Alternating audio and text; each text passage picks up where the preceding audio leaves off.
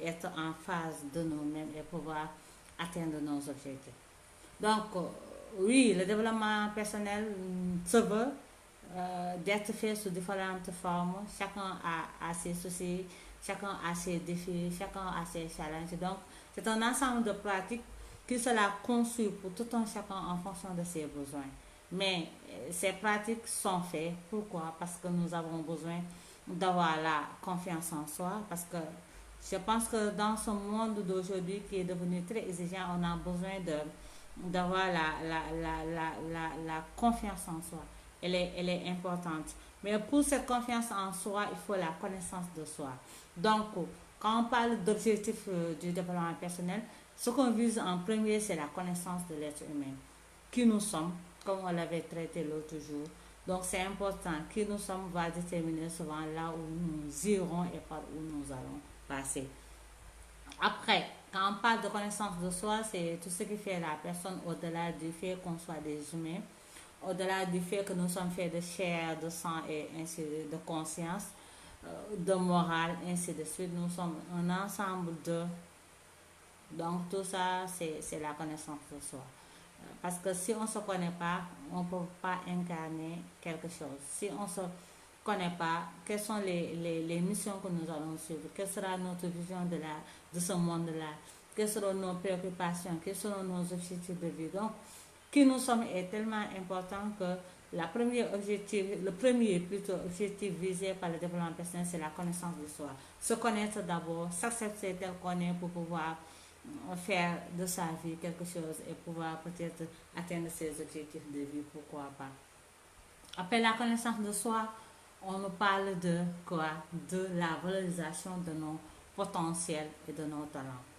Nous sommes des personnes dotées, douillées de talents.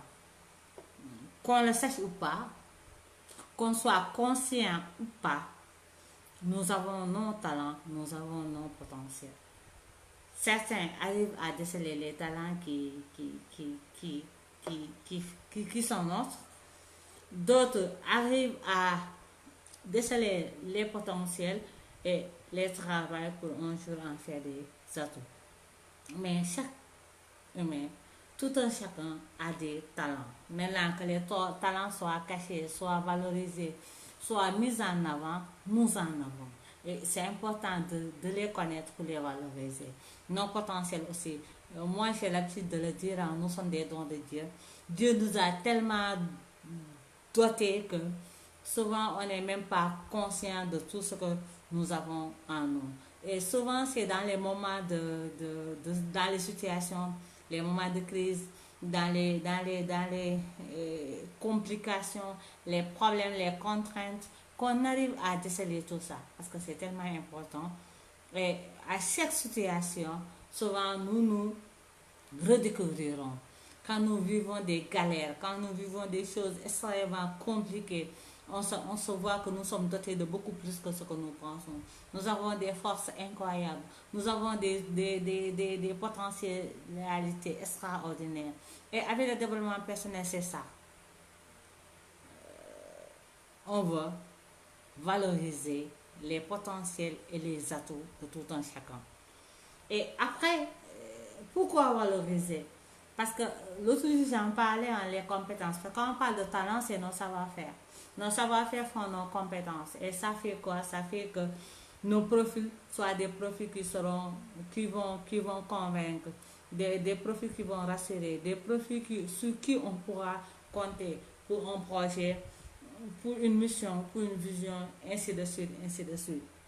Donc, il faut mettre de la valeur sur ces talents-là. Il faut se valoriser nos potentiels.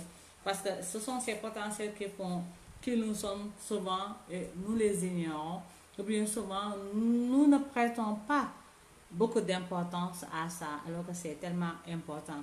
Donc, le développement personnel vise à la valorisation de nos talents et de nos potentialités, car ils sont importants.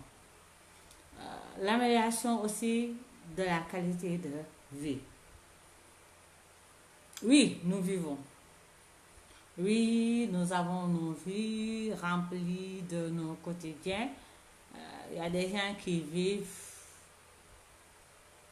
au même moment, d'autres survivent. Beaucoup de personnes ne vivent pas, ils ne font que survivre. Ils surfent entre les différentes vagues qui les submergent. Ils surfent entre les différents défis et challenges du quotidien. Mais une vie en tant que telle, ils ont du mal à avoir cette vie-là de qualité. Alors qu'une vie doit être une vie de qualité. Une vie qui se fait avec des choix et des décisions qui seront nôtres et qu'on va assumer. Une vie qui sera faite de fierté. Une vie qui sera accomplie. Une vie qui sera faite de telle sorte que on pourra dire que cette personne a été utile à elle-même, à sa communauté, à ses proches, à sa famille et à sa nation ou même à sa génération. Donc une vie de qualité, elle est importante. Une vie de qualité ne veut pas dire que juste s'occuper de soi. C'est important, mais aussi sur quelle base? Mais les relations humaines. Travailler les relations humaines qu'on a les autres. S'occuper de notre cadre de vie. Que ce soit dans le milieu social, familial, professionnel et de plus en plus élargi, nous devons veiller à avoir des vies de qualité. Donc le développement personnel aussi vise à ça, vise à l'amélioration de nos qualités de vie. Donc c'est important. Qui parle aussi de développement personnel, l'objectif principal du développement personnel, c'est la réalisation de soi. Nous avons des vies, comme je l'ai dit tout à l'heure, mais chacun a des aspirations, chacun a des attentes, chacun a des rêves. Mais ces rêves-là, ces aspirations-là, ces attentes-là, on doit les nourrir, on doit les faire nourrir. Comment?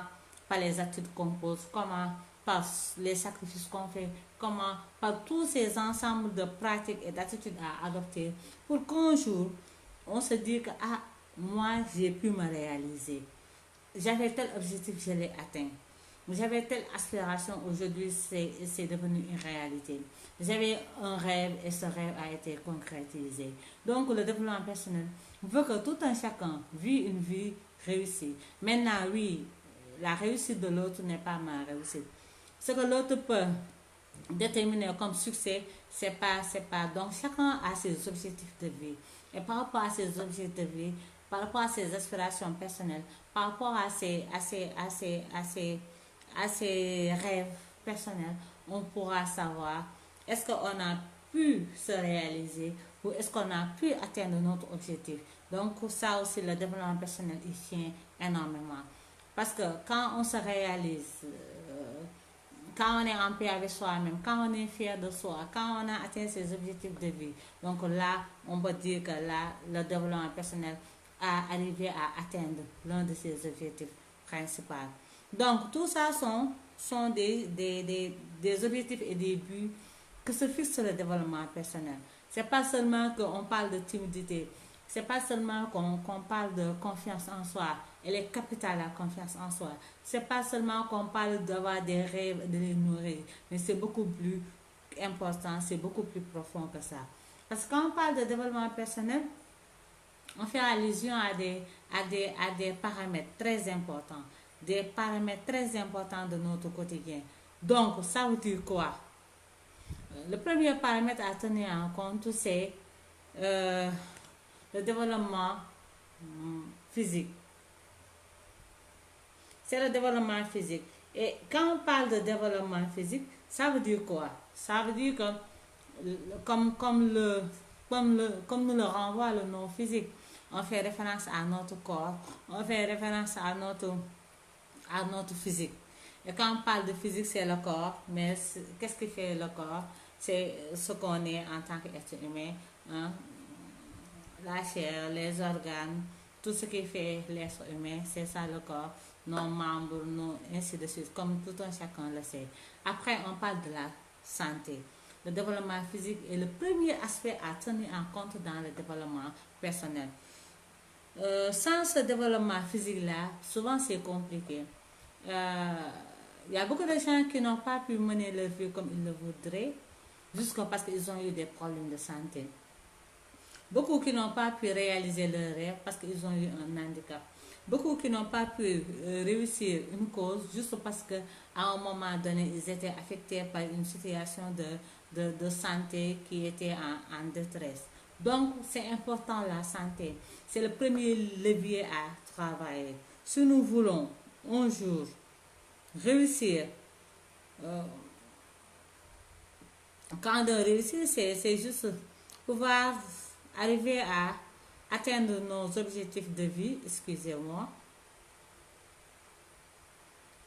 Ça veut dire il nous faudra d'une manière ou d'une autre avoir la santé. Et cette santé-là, ça se travaille.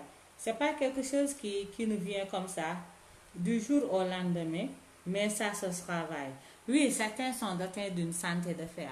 Certains ont la chance d'avoir la santé, d'être bien en forme, mais souvent on le travaille. Cette santé-là se travaille. Donc pour avoir cette santé comme il le faudrait pour pouvoir mener la vie que nous optons de mener ou bien que nous voulons mener, il faut d'abord travailler notre santé. Et la première chose à faire, c'est une alimentation saine et équilibrée. Nous voyons que nous maintenant, ceux de nos époques, ils peuvent nous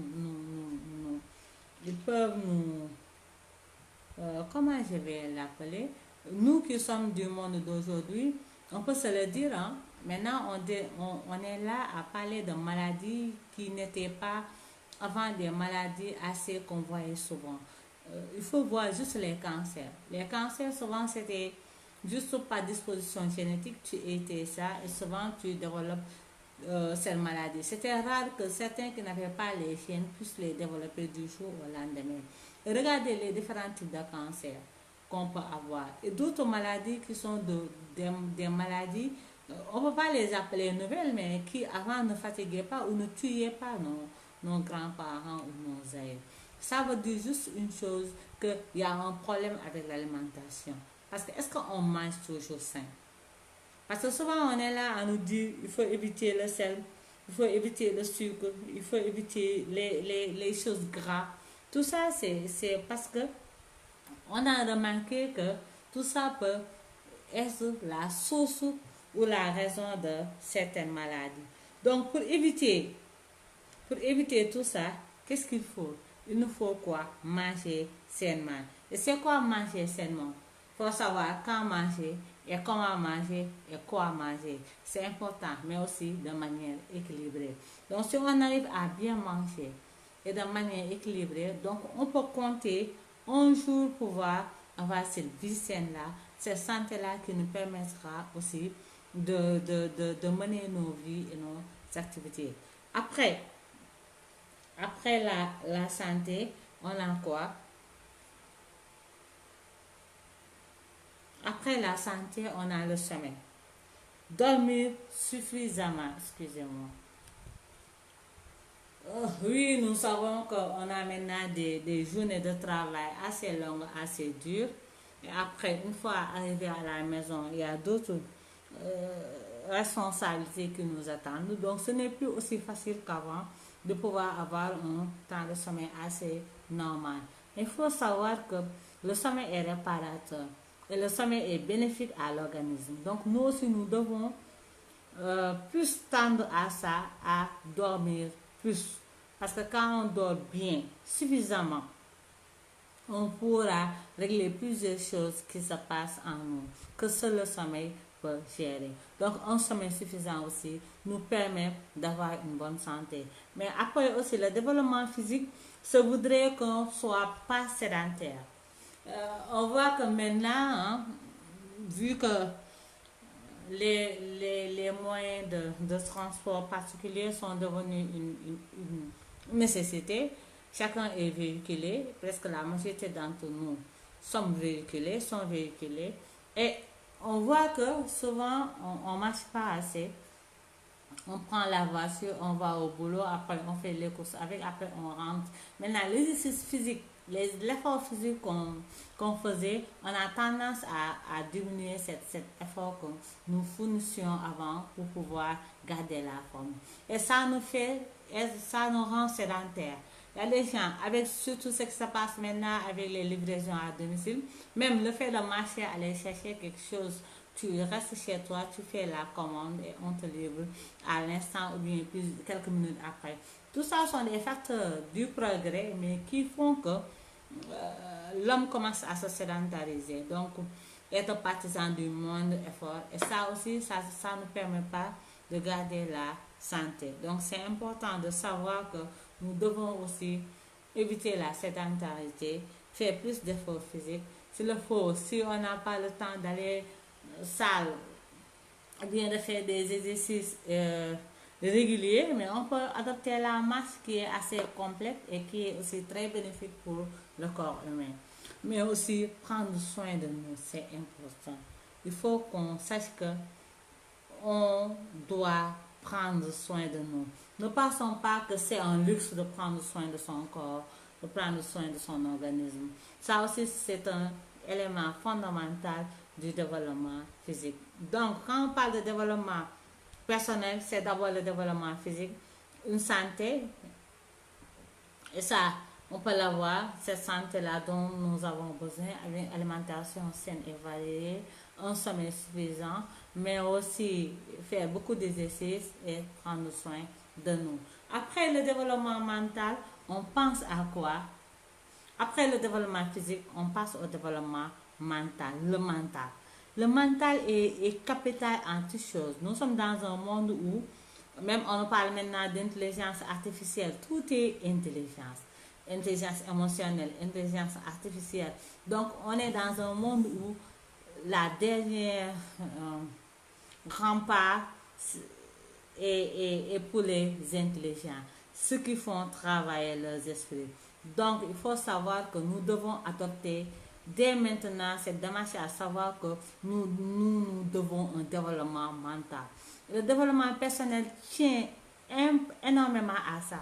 Parce que même, on va jusqu'à se dire que le développement mental est nécessaire au développement personnel, que c'est un élément fondamental. Et quand on parle de développement mental, on fait d'abord allusion à quoi? À l'état d'esprit. Quel est notre état d'esprit? Parce que l'état d'esprit est très déterminant et notre capacité à apprendre, c'est important. Souvent, il y a des gens qui apprennent vite, il y a des gens qui sont flexibles, il y a des gens qui s'adaptent vite, il y a des gens qui, à chaque environnement, sont prêts à donner ce qu'il faut pour être à jour par rapport à leurs tâches et les exigences qu'ils doivent, comment le dire? Donc, ceci veut juste dire que nous devons travailler notre développement mental. Et travailler son développement mental, c'est travailler son intellect. Intellectuellement, il nous faut faire des efforts au quotidien. Ça ne veut pas dire que j'ai fait l'école, j'ai eu mon diplôme, j'ai eu mon master, j'ai eu mon DA, que maintenant c'est fini, je vais ranger les livres au tiroir, je ne vais plus me nourrir. Non. La quête du savoir, la quête de l'intelligence, c'est un exercice qui nous suit dans la vie. On doit toujours être prêt, on doit toujours être apte. Comment? En travaillant notre intelligence. Le développement intellectuel, ça veut dire quoi? L'acquisition de nouvelles compétences. On en parlait l'autre jour. Les compétences sont devenues importantes. Tu as des compétences. Arrivé à un moment, il faut faire des mises à jour de ces compétences-là. Il faut,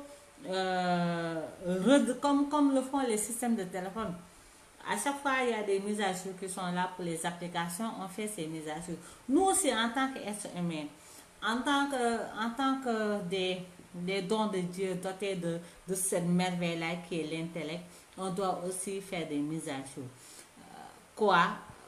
Revoir nos savoir-faire, les valoriser, les mettre à jour avec l'avancée du monde, mais en acquérir d'autres.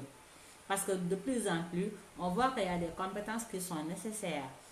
Chacun son cadre, chacun son milieu d'évolution doit pouvoir s'acquérir des nouvelles compétences pour être plus performant, pour être plus efficace, pour être plus méthodique.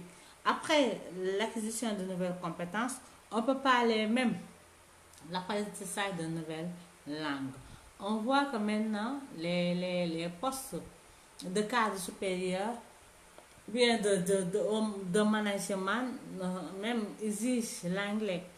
Quand tu n'es pas bon en anglais, quand tu as des déficits de langue par rapport à l'anglais, tu peux passer à côté d'une opportunité de carrière. Donc, c'est devenu une exigence. Il faut que nous travaillons l'apprentissage des nouvelles langues. Certes, c'est pas facile.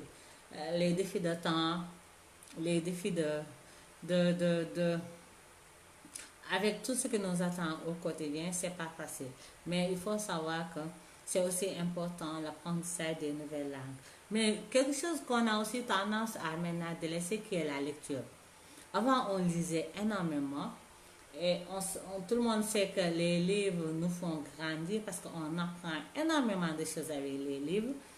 Mais on a vu qu'avec l'Android et les nouvelles technologies, on a tendance à lire moins. Et ça aussi, ça se comprend. On est plus dans les réseaux sociaux, on est plus dans autre chose, des applications qui accrochent l'attention. Mais est-ce que ça nous fait grandir autant qu'avec les livres? C'est important pour le développement intellectuel. Nous devons lire et écouter. Parce que c'est important de lire l'histoire des gens qui ont fait ce monde-là, l'histoire des grandes personnes, ou bien des histoires, même contemporaines, mais qui inspirent. Ça nous permet de nous inspirer et d'apprendre énormément de choses, mais aussi d'écouter. L'écoute, elle est importante, mais malheureusement, on écoute de moins en moins. On parle plus qu'on écoute, alors qu'on devrait écouter beaucoup plus que nous parlions. Et l'écoute aussi est importante pour l'acquisition des connaissances. Parce que si on n'écoute pas les sages, ceux qui connaissent, ceux qui ont déjà expérimenté, on ne pourra pas gagner et grandir en connaissance. Il y a aussi la réflexion critique. Les gens ont tellement peur de l'esprit critique. Souvent, on dit que oui, je suis compliqué parce qu'il y a des gens, souvent, quand on se retrouve, il y a toujours quelqu'un qui pose toujours une question et tu vois que les autres lui montrent que tu nous embarrasses avec tes questions. Ou bien dans une salle de classe, il y a un élève qui en pose énormément et les autres font des comportements pour lui dire que vraiment tu nous mets mal à l'aise. Alors que non, l'esprit critique, elle est importante, elle est capitale. Même quand on parle d'intelligence, quand on parle d'intellect, ça veut dire qu'on doit avoir cet esprit critique qui nous permet de nous interroger sur la profondeur des choses, qui nous permet de remettre en cause, qui nous permet de remettre en question tout ce qu'on nous donne. Oui, à part les livres dogmatiques, tout doit être remis en cause. On doit pouvoir discuter de tout, essayer de trouver les arguments, se convaincre, ne pas être convaincu, poser encore des questions, aller au-delà de ce qu'on te donne, chercher plus. Pour avoir plus, c'est important pour le développement de l'intellect. Donc, il ne faut pas avoir peur de cette esprit critique-là, elle est capitale. Comme aussi la résolution de problèmes. Il y a des gens, tu sais, le développement personnel, c'est extraordinaire. Elle nous permet de prendre en considération tous ces aspects-là. Il y a des gens, quand il y a un problème, ils fuient. Ils laissent les autres gérer ce problème-là, après ils reviennent parce qu'ils ont la phobie des problèmes. Ils ne veulent pas être dans des situations compliquées où ils auront eux-mêmes à confronter la réalité. Alors que non. Le développement personnel voudrait que, pour notre développement intellectuel, qu'on se mette dans les dispositions de pouvoir résoudre les problèmes. Quand une situation se présente en nous, nous devons être capables d'y penser, d'y réfléchir jusqu'à pouvoir y trouver des solutions adéquates. Et ça, c'est important dans le développement personnel. Travailler son intellect, c'est aussi trouver des solutions à des problèmes, à des situations qui se présentent en nous. Ne pas s'esquiver, ne pas fuir devant le problème, mais affronter le problème, affronter la réalité pour pouvoir trouver des solutions à ces situations-là. Elle est importante, de même que la créativité. Imagine qu'on fasse la même chose que ce que tout le monde fait. On reproduit les mêmes choses, on fait ce que tout le monde a fait. Quel est l'impact de l'intelligence dans tout ça? Quel est l'impact de l'intelligence dans tout ça? On doit aller au-delà du comment, de ce qu'on voit tous les jours. Aller au-delà de ce que tout le monde fait, mais être créatif. Nous sommes dans un monde où les choses passent vite. On même dépasse certaines choses. Et tout ça pour être en phase il faut qu'on soit créatif. Ah oui, ça se faisait comme ça. Mais est-ce que si on l'améliore, on le fait comme ça, ce serait pas mieux, ce serait pas beaucoup plus utile. On gagne en temps, on gagne en énergie, on gagne en ceci, cela. Donc l'esprit créatif aussi, on doit travailler ça. Donc le développement personnel, ça veut qu'on soit des intellectuels. C'est quoi? Travailler notre état d'esprit, travailler notre intellectuel, notre intelligence. L'intellect, ça se travaille. Oui, ça se travaille avec l'acquisition de nouvelles compétences, l'apprentissage de nouvelles langues, la lecture des histoires qui inspirent, ça peut venir de partout. Mais aussi écouter les gens qui racontent, écouter ce qui nous parlent, ce qui nous apprennent des choses que nous ne connaissons pas. Mais aussi développer l'esprit critique et avoir le courage d'affronter les problèmes pour trouver des solutions, pour pouvoir résoudre les problèmes qui se présentent dans nos quotidiens et aussi développer l'esprit créatif. Être créatif, c'est important. Pour reproduire la même chose, faire ce que tout le monde fait. Oui, c'est bon, mais on peut avoir mieux, on peut faire mieux avec le développement personnel. Et quand on parle aussi de développement personnel, on fait référence au développement émotionnel. L'émotion. Vous voyez que de plus en plus de nos jours, on fait appel à cette notion d'émotion. C'est pas pour rien, parce qu'elle est capitale et elle est déterminante. Nos émotions. Et le développement personnel mise beaucoup sur les émotions. Parce que les émotions et notre capacité à les gérer nous permet de pouvoir s'en sortir et de pouvoir être constructif, de pouvoir être productif, de pouvoir atteindre nos objectifs. Les émotions sont quelque chose de très important parce que nous sommes des humains, nous sommes faits d'émotions. Et souvent l'émotion nous submerge, l'émotion nous gagne. On est tout le temps sous émotion. On ne peut pas vivre, être des humains et dire qu'on n'a pas d'émotion. C'est impossible. Nous surfons entre les émotions positives, les émotions négatives et les autres émotions de tout ordre qu'on peut développer. Et c'est important de développer nos capacités et nos aptitudes à bien gérer les émotions. Parce que pouvoir gérer ces émotions nous permet de pouvoir prendre les décisions qu'il faut. Et pour ça, le développement personnel, il tient. Il dit que tout un chacun doit avoir une prise de conscience de soi. Ça veut dire quoi? Avoir une conscience de nos émotions. Quelle est l'émotion qui m'anime à l'instant T? Quelle est l'émotion qui fait que à chaque fois je garde mes relations, professionnelles, que ce soit sociales, que ce soit relationnelles? Qu'est-ce qui fait que toujours mes émotions prennent le dessus et que mes émotions négatives me font perdre des opportunités, me font souvent passer à côté de l'essentiel? Dès qu'on a cette conscience de nos émotions, qu'elles soient positives ou négatives, on pourra pouvoir les gérer. Les émotions positives, oui, quand c'est trop aussi, ça peut impacter négativement, mais les émotions négatives, souvent la colère qui nous habite, hein, les frustrations, c'est toujours la colère qui peut exploser et faire gâter énormément de choses. Alors que si on arrive à gérer, à dominer, on peut parler sans pouvoir heurter, on peut parler sans pouvoir vexer, on peut s'expliquer quelle que soit la situation parce qu'on a travaillé, on a l'habitude de travailler nos émotions et on se connaît et on pourra savoir dans telle situation c'est telle émotion qui prédomine et je saurai comment agir dans tel cas ou tel autre cas. Donc la conscience de nos émotions elle est importante pour pouvoir les dompter.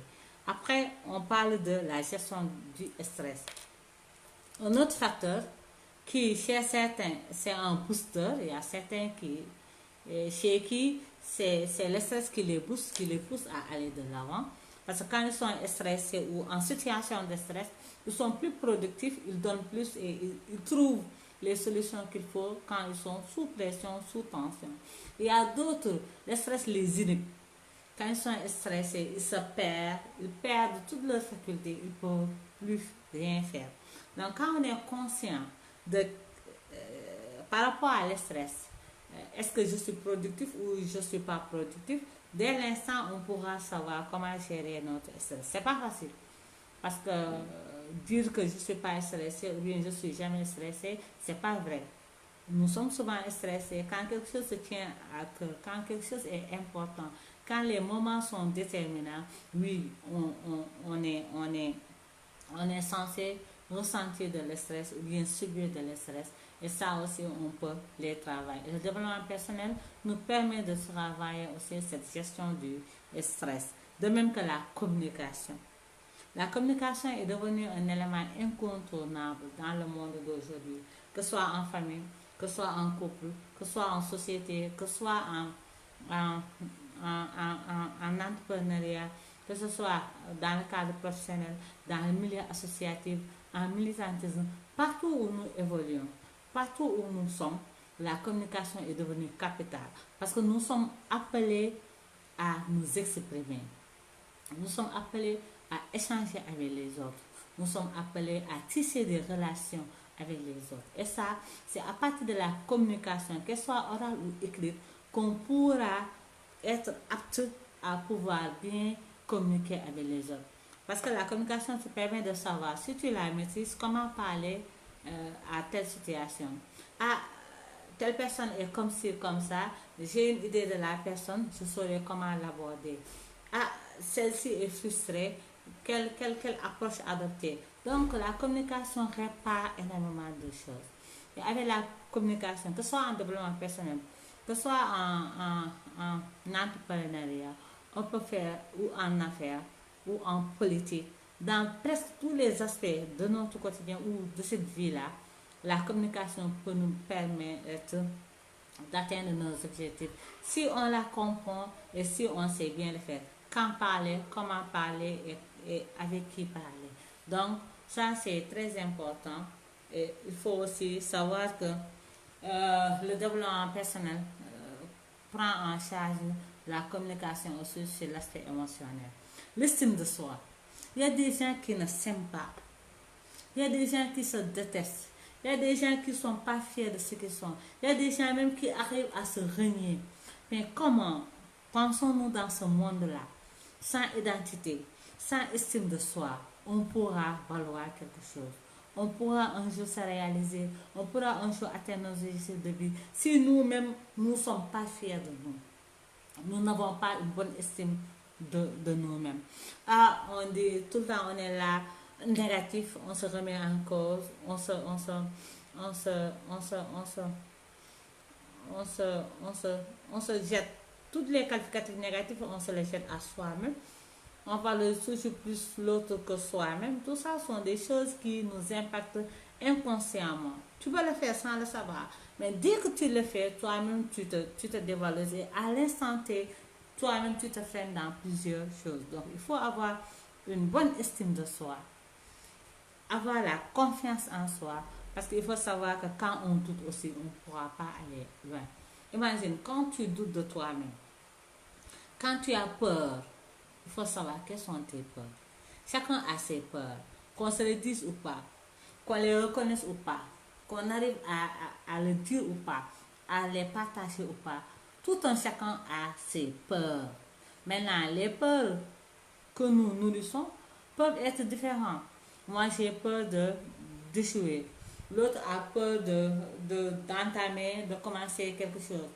L'autre a peur de l'inconnu. L'autre a peur de l'échec. L'autre a peur de la souffrance. L'autre a peur que sa maladie l'handicap. Chacun a des peurs. L'autre a peur de ce qu'on dit de moi. L'autre a peur de l'inconnu. Donc chacun a peur de quelque chose. Et souvent même, on n'a pas qu'une seule, on a des peurs. Et la confiance en soi nous permet de pouvoir détecter quelles sont mes peurs, quelles sont mes limites et comment les travailler à les surpasser. Souvent, les gens pensent que quand on a confiance en soi, ça y est. Mais la confiance en soi se perd. En fonction des réalités, en fonction des situations et des choses qui nous arrivent dans la vie, on peut perdre par moment la confiance en soi. Mais si on est conscient, on peut travailler ça pour pouvoir faire regagner cette confiance en soi. D'où c'est important de le travailler de manière continue. C'est pas que oui, parfois je viens pour travailler ma confiance en soi, mais tout un chacun a des attitudes ou bien des exercices à faire de temps en temps pour travailler à conserver ou bien à agrandir cette confiance en soi. Elle est là, mais souvent elle flotte. Et ça aussi, on doit travailler ça. Donc, vous voyez comment le développement émotionnel est important. Donc, l'émotion est quelque chose de capital dans le développement personnel. La gestion de nos émotions, hein, la conscience déjà de nos émotions, être conscient de nos émotions pour pouvoir les travailler et les gérer. Mais aussi le stress, devant le stress, voilà, face à le stress, comment on se comporte. Une fois qu'on est conscient de ça, comment faire en sorte que le stress n'handicape pas notre productivité. Et aussi, ce qu'on dit, comme on l'a dit tout à l'heure, travailler la communication, la confiance en soi, l'estime de soi, ce sont des aspects très importants du développement émotionnel. Et oui, on a parlé de développement mental, de développement physique et de développement émotionnel. Et ces trois-là, quand on les met ensemble, chacun a des aspects qu'ils prennent en compte. Chacun a aussi des paramètres à prendre en compte.